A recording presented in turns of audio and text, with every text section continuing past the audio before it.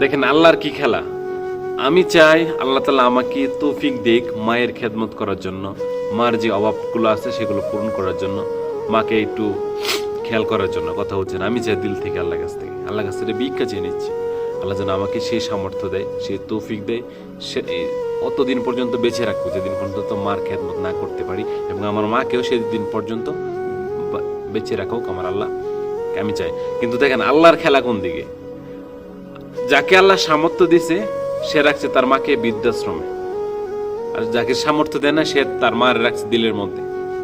কথা বলছেন, দেখেন আল্লাহ কি রাখছে, কারো অভাবে কারো অর্থে। কথা বলছেন, দেখেন আল্লাহ কি চাই, আপনার দিল চাই, দিল। কথা বলছেন, তো এটা আমি অনেকক্ষণ বসে রইলাম, চিন্তা ভাবনা করলাম যে আল্লাহ চালা মানুষের দিল দেখে, অন্তর দেখে পরীক্ষা করে। কথা বলছেন, দেখেন কাউকে সামর্থ্য দিছে, অনেক অট্টালিকা দিছে, অনেক বাড়ি গাড়ি মালিক বানাইছে, অনেক টাকা পয়সার মালিক, মিলিয়ন মিলিয়ন টাকার মালিক। কথা বলছেন, কোটি কোটি টাকার মালিক, কিন্তু তার মা সে তার মাকে রাখছে বৃদ্ধাশ্রমে। চিন্তা করেন, আর আমাকে কি দেয় না আল্লাহ কিছু, কিন্তু আল্লাহর কাছে আমি প্রতিনিয়ত চাই, কিন্তু আল্লাহ দেয় না এখন আমারে। তো এই জন্য আল্লাহর প্রতি আমার কোনো অভিযোগ নাই, কোনো নালিশ নাই। কথা বলছেন, আলহামদুলিল্লাহ। কিন্তু আমি আমার মাকে রাখছি দিলের মধ্যে, ঠিক আছে, মার জন্য আমি অনেক কান্না করি। কথা বলছেন, যেন আল্লাহ তাআলা তৌফিক দেয় এবং আল্লাহ তাআলা দীর্ঘ নেক হায়াত দিয়ে বাঁচায় রাখুক আমার মারে, যেন আল্লাহ তাআলা টাকা দিলে তাকে ওনার কদর যেটি করার দরকার সেটা যেন করে দিতে পারি।